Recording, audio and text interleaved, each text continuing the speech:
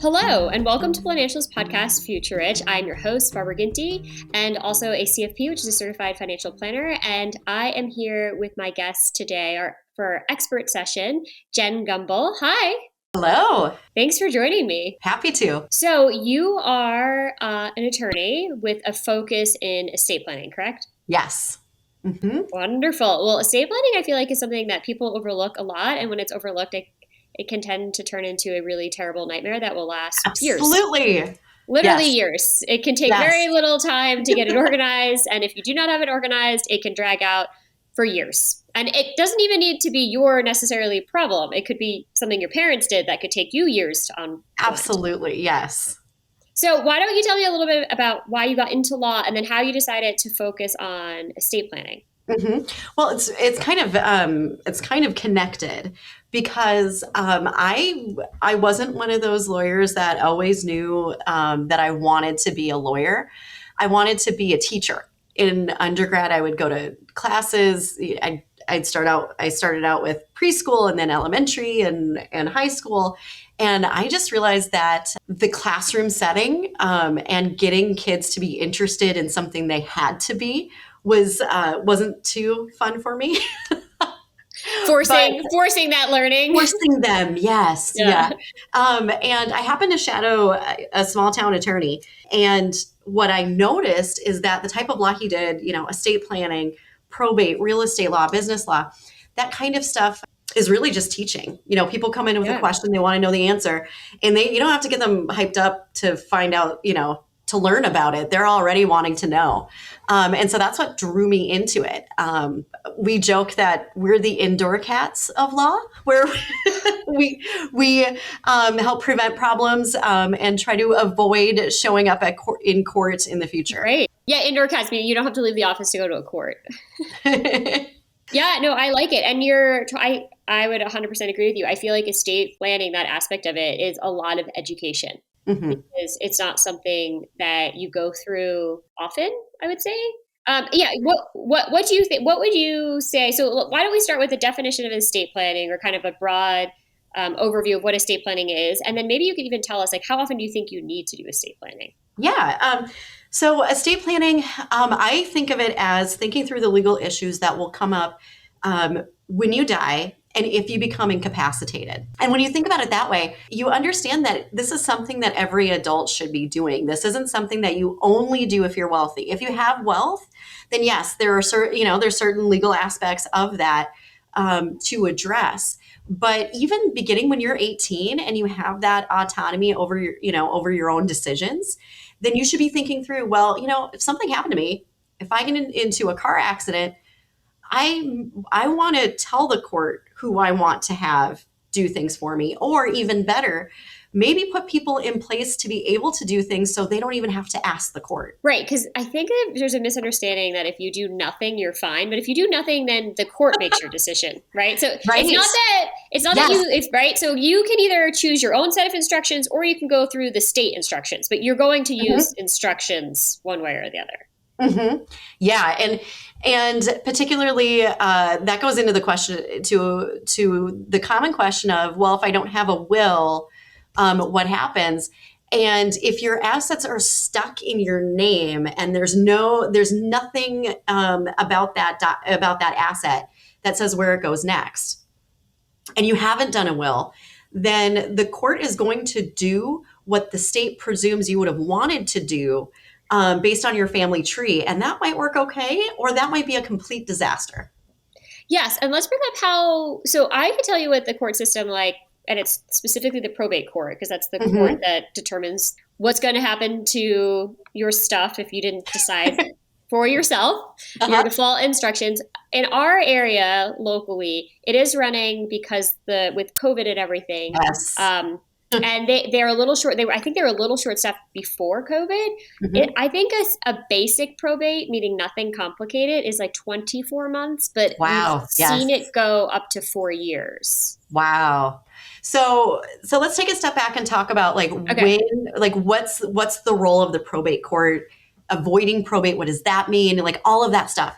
So probate, just probate court in general, that's the court that deals with these issues of someone died and we have legal issues to deal with, or someone's incapacitated and we have legal issues to deal with. And can I highlight a legal issue could be that you had a 401k and you never put a beneficiary. It could be, yes, absolutely. It doesn't have to be like this huge wealth. It could be like your 401k from a company you had for a couple of years. Let's just say it's $35,000 and you didn't put a beneficiary. Exactly. Yep. So by far, the vast majority of issues that a probate court deals with is someone died and there are assets that are stuck in their name that require a personal representative to be appointed. So I'll talk through, I'm licensed in Minnesota. And so I'll talk through how the rules are set up in Minnesota because it kind of illustrates why you would ever show up in probate court. So when someone dies, almost everyone is going to have two different kinds of assets. They'll have assets that already tell us where they're supposed to go. So going back to a 401k, many times when someone sets that up, their HR person or their financial advisor is saying, well, who should get this? Who should inherit this? And when you give them a name and they put that name as a beneficiary, then your 401k is saying, here's where it goes next. Okay. But if for some reason you don't do that, or it just doesn't say where it goes next, then it's stuck in your name. And by default, it goes into your estate. Okay. Now in Minnesota, we have two reasons why an estate needs the court to put in place the personal representative. Okay. So the personal representative is the person who's responsible for getting those stuck assets to go where they're supposed to go. And in Minnesota, we need the court to do that if the assets are over $75,000 or include real estate. Okay. Everything else it's kind of considered a small estate, so you can do something easier. And so this varies by state because New York State, because that's where I practice, is not as an attorney, as an advisor. It's a small state. Exemption is $30,000. Hard limit. Much smaller. Much lower. Well, New York likes to make a lot of money on people that live there. Right. And the important thing to note is that I'm talking about assets. I'm not saying whether or not you have a will, and that's a common misconception. Yep. People think, well, I have a will, so now I've avoided probate. And that's not how it works. The will actually tells us what to do in probate. They tell the court who you want to have as personal representative. They tell the court where do you want your assets to go. And it's the assets that themselves that say whether or not it gets to the level where the state says, okay, we need to have a court confirm who this person is. So a will and probate, or no will and probate, go hand in hand. So if you've done nothing, you go to probate. If you've done a will, you go to probate. Yes, exactly. Okay. Yep. It's all a matter of what is stuck in your name. And this is true no matter what state you're in. That's how probate happens, is the amount of assets that are stuck, or maybe the kind of assets that are stuck, real estate interest in Minnesota.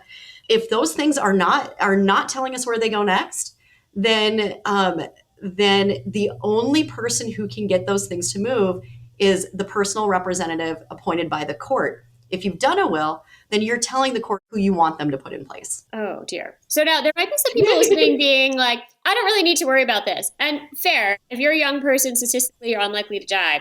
But I will tell you why you do need to worry about this. Because if your parent has done nothing, you will be cleaning up this mess.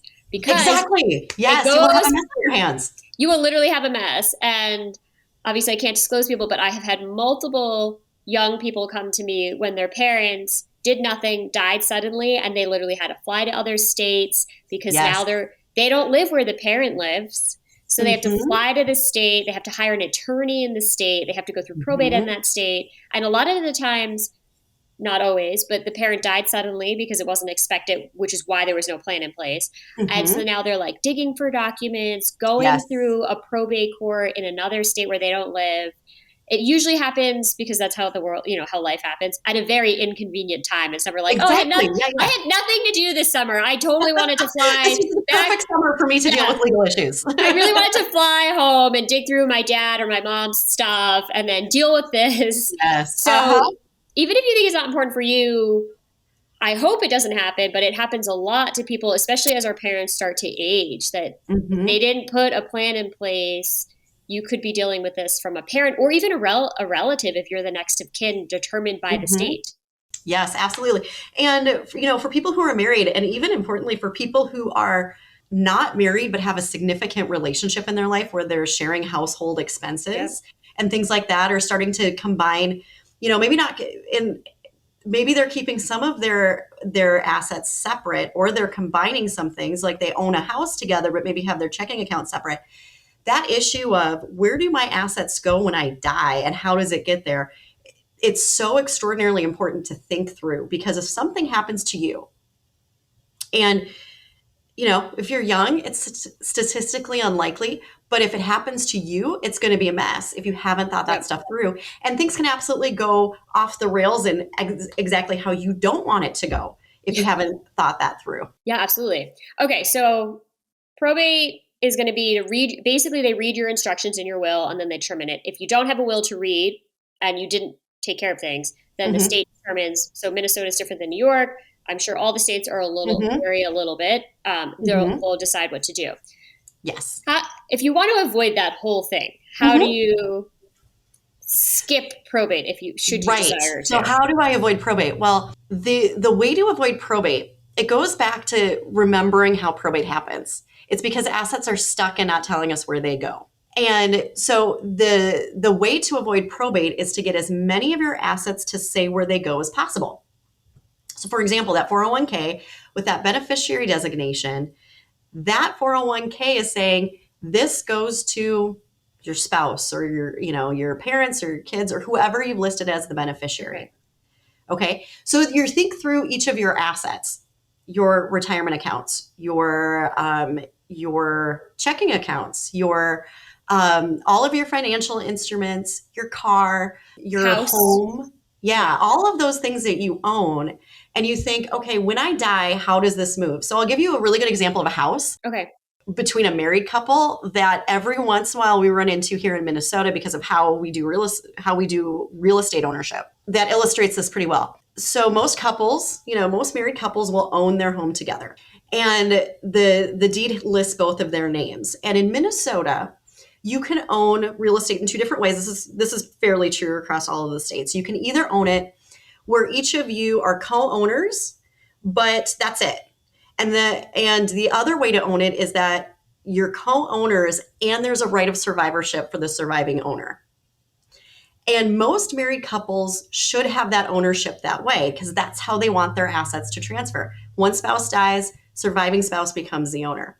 Because of the survivorship clause. Right. And in my state of Minnesota, if you don't have that survivorship clause on the deed, it doesn't matter if you're married. That interest of your spouse who has just died, you just lost pretty much your person, right? You have to go through a probate process where you'll probably be appointed as personal representative.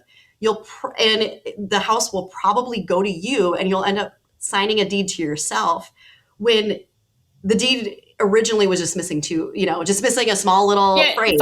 That fine print. Yeah. And so every once in a while we run into situations where we have to open a probate, just because the deed didn't say what it needed to. And so that's where. And what does it cost? Like I know approximately in New York, which is obviously expensive because of the time it takes, that we're the local court. So not all of New York State. I'm just saying this one specific area is a bit delayed, especially with COVID. What does it run about in your area?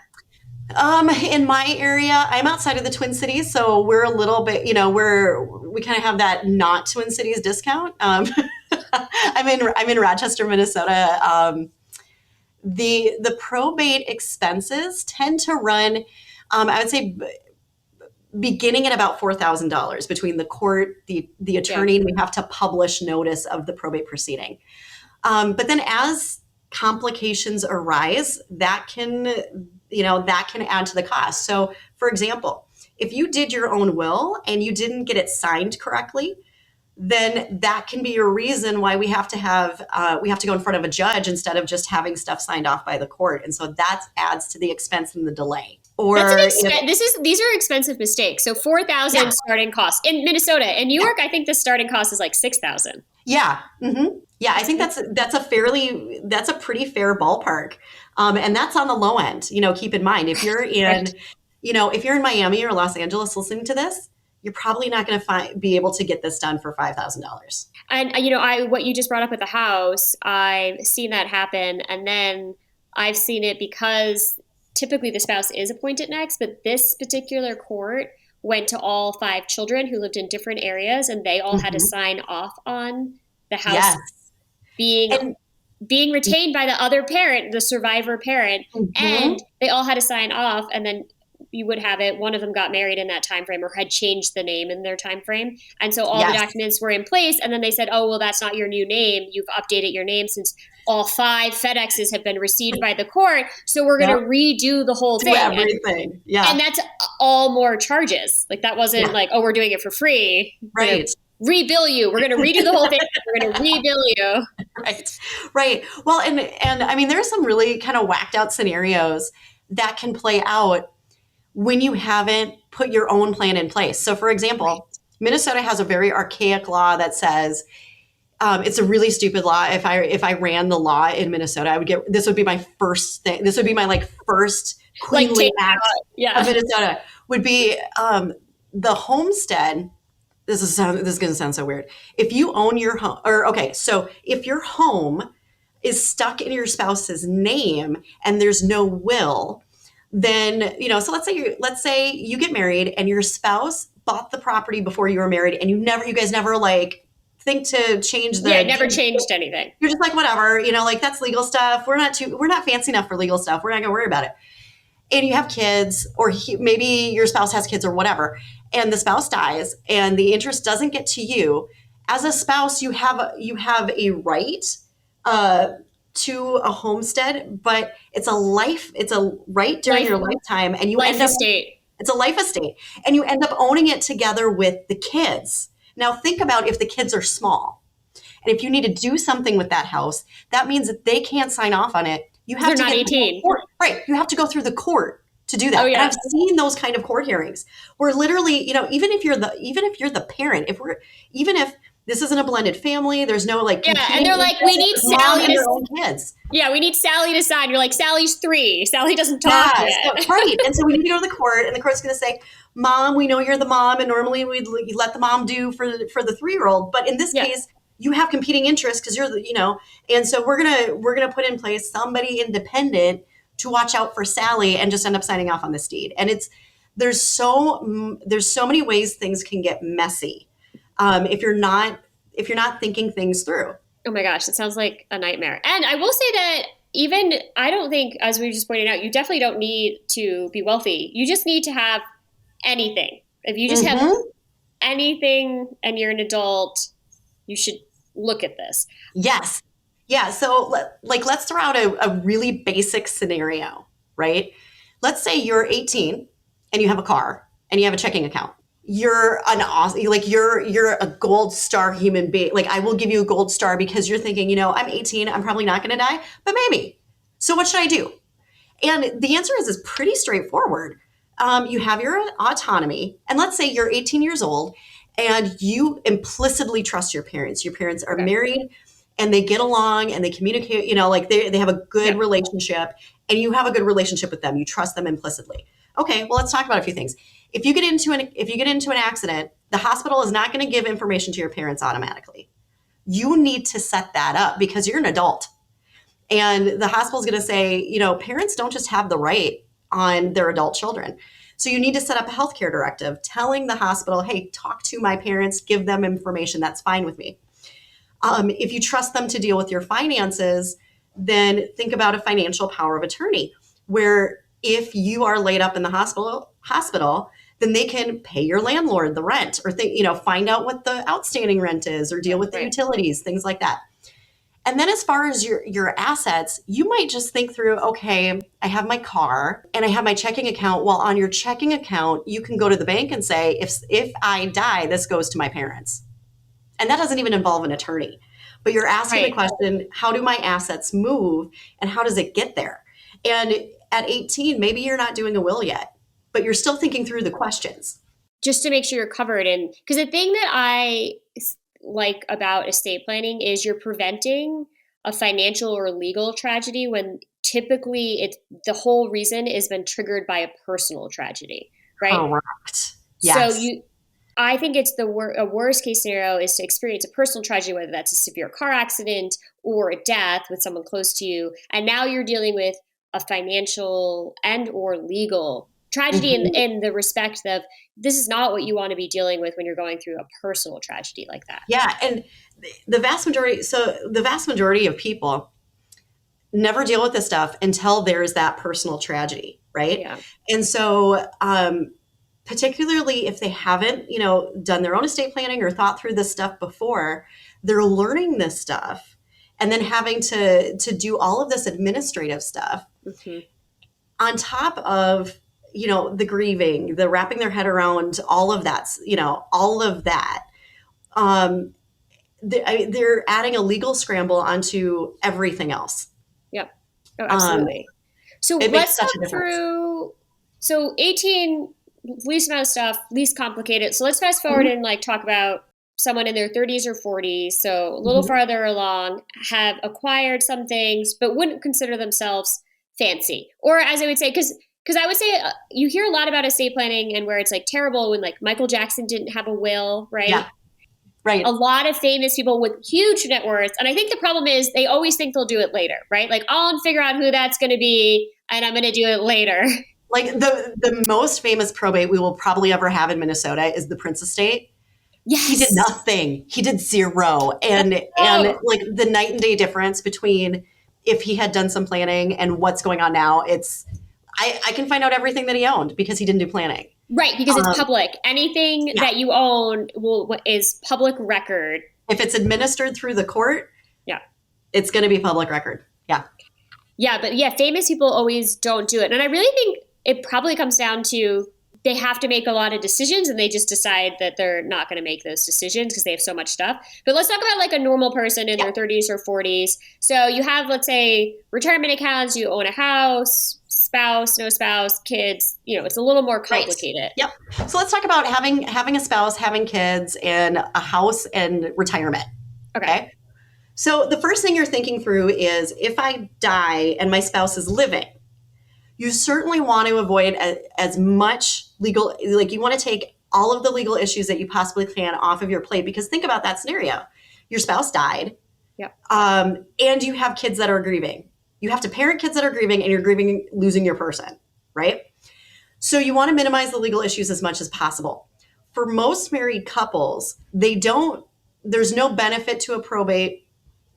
And there's no need to have any sort of rules or oversight.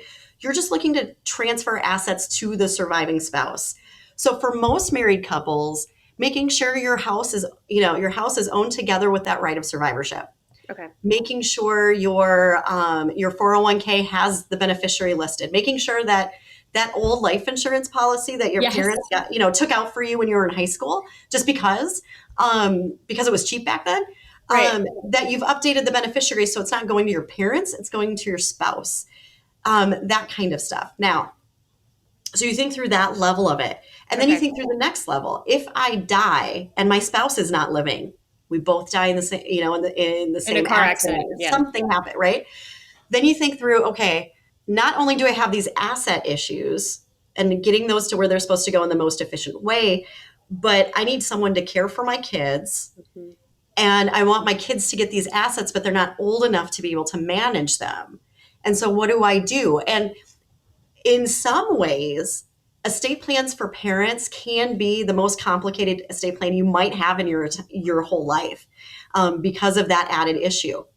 Of thinking through, who's going to take care of your kids and who's going to take care of the finances for the kids? Because it doesn't have to be the same person. Mm-hmm. Yeah, you're right.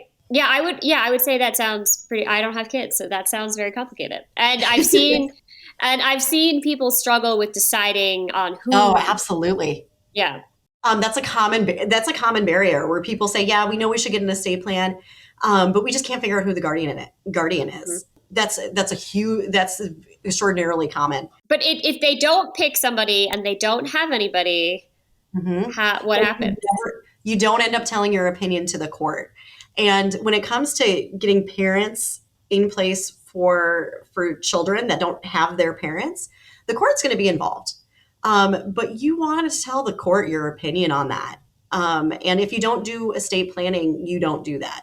Yeah, so the court can appoint somebody, and it might not be who.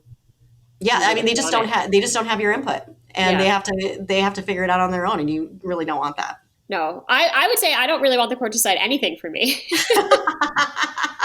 Any court, Minnesota, New York, I don't want anyone in the court deciding for me. Okay, so as a parent, it gets more complicated. You need to think through if your spouse is alive, spouse isn't alive, what happens with the kids.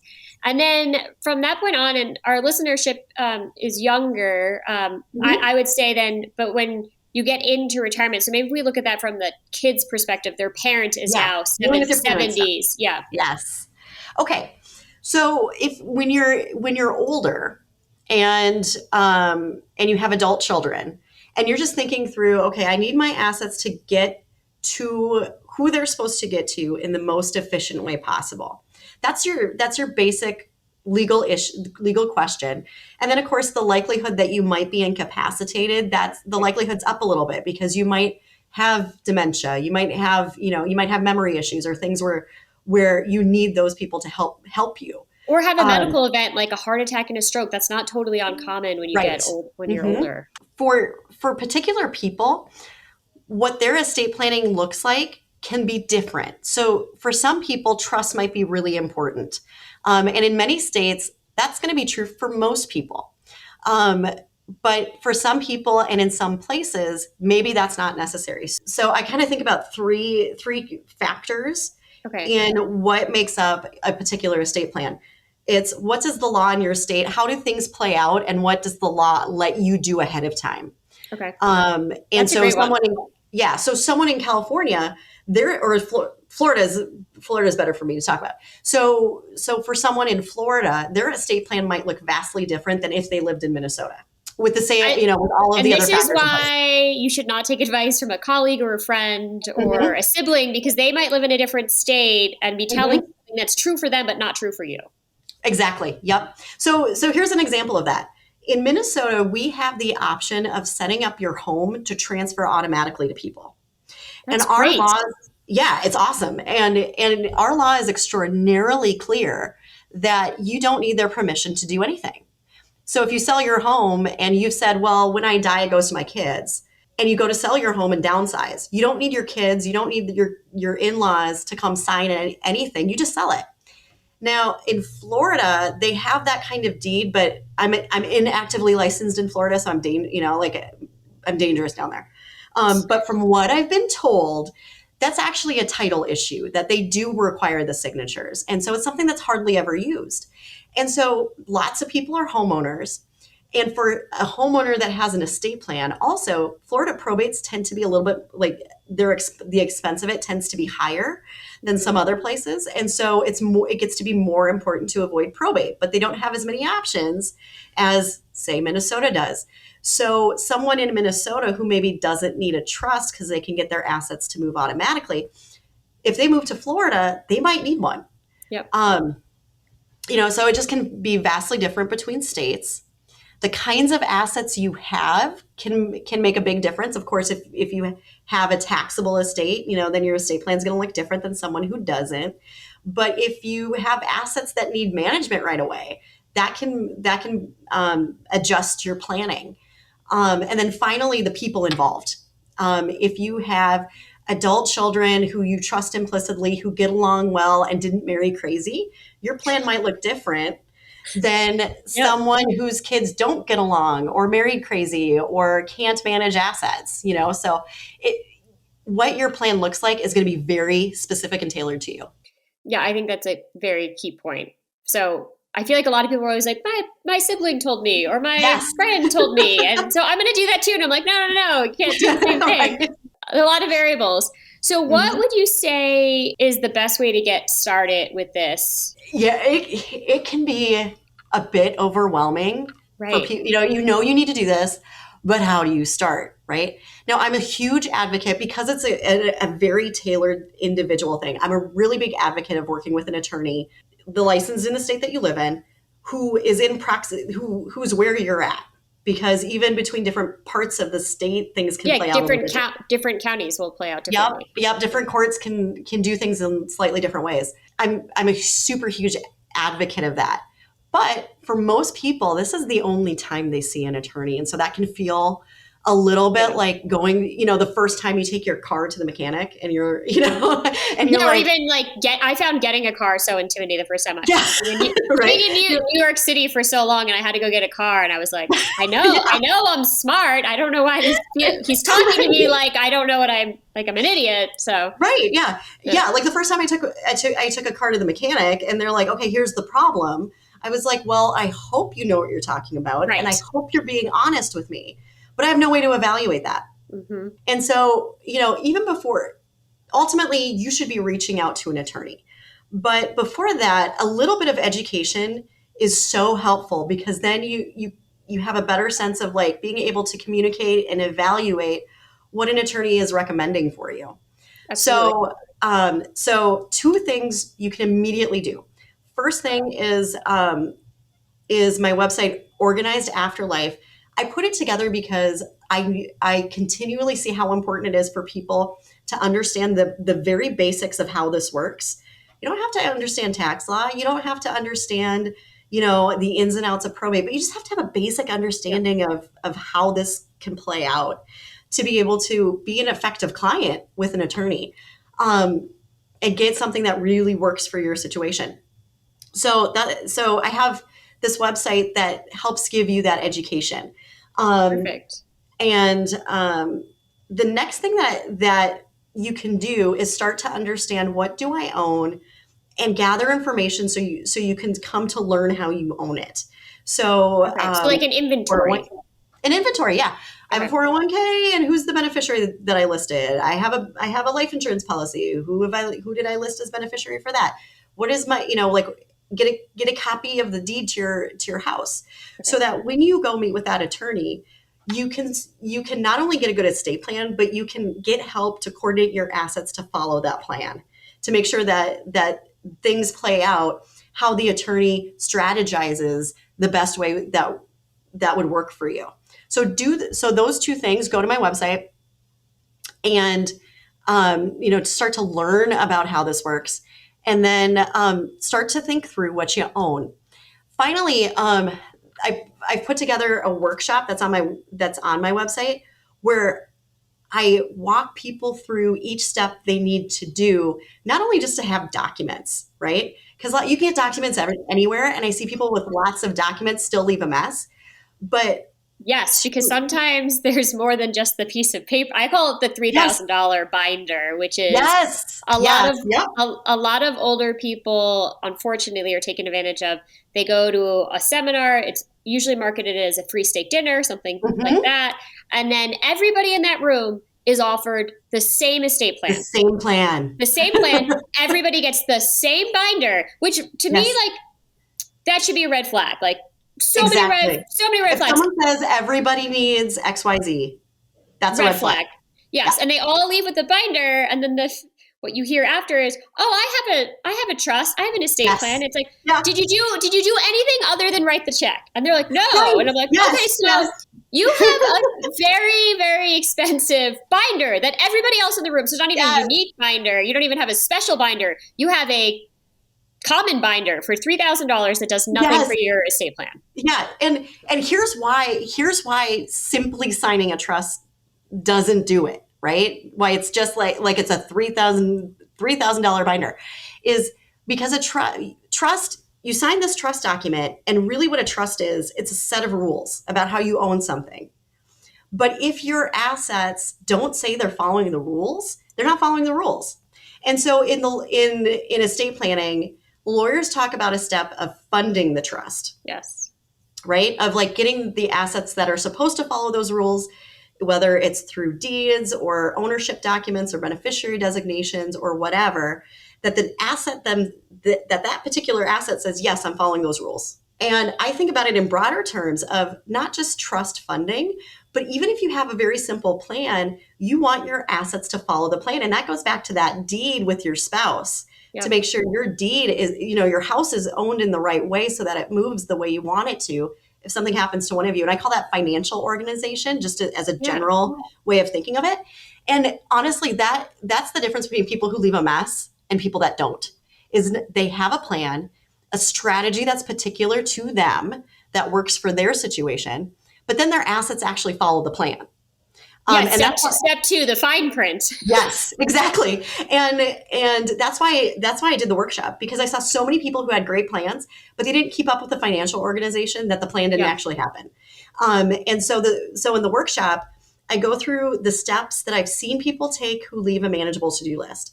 And then I give you the information you need to know to be able to take that step. So the step to meet with an attorney, I talk about how do you vet attorneys? What are you looking for? All of that stuff. And then you have your homework to go do, and then you come back, do the next step and learn about the next step, take that step. And then by the end of the workshop, you've gotten an estate. Should be done. Yeah. You've taken the steps you need to take to get an effective estate plan done. And then you understand how to keep that plan working well. Right. Because it's not like set it and forget it for 30 years. Correct. Yep.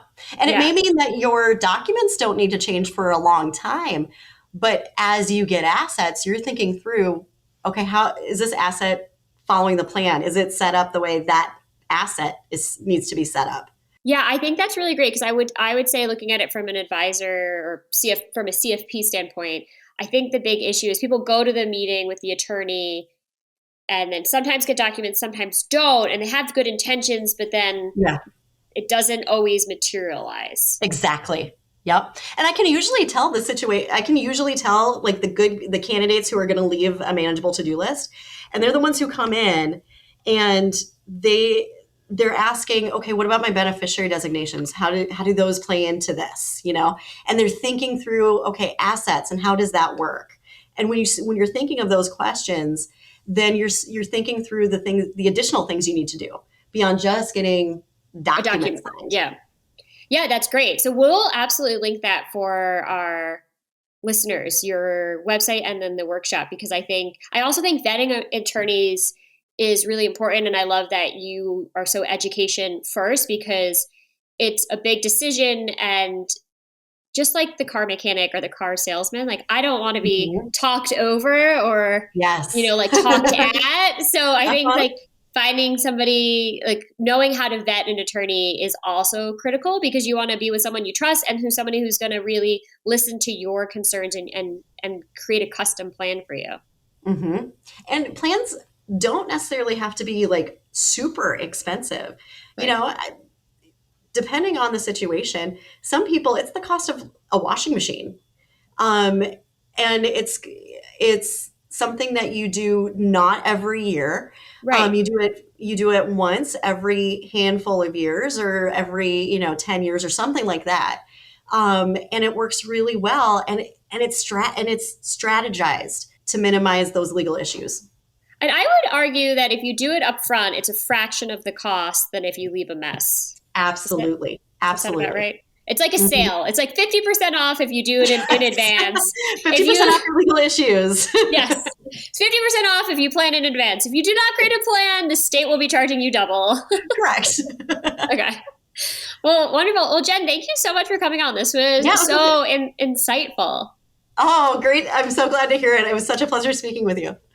So we will link, for all of our lovely listeners, we will link your website and your workshop so that you can all get your estate planning taken care of. This is a great project for 2022. So absolutely. Get organized. And also, I would say, if you're organized, I absolutely would check in with your parents to see if you can assist them or make sure they are organized. And I should also plug, I have a video on my website about tips about talking to your parents about this. We should link that. Don'ts, because I see a lot of these conversations, and there are ways to go about it that are productive, and there are ways to go about it that are very much not productive. So I have a completely free video on my website for that.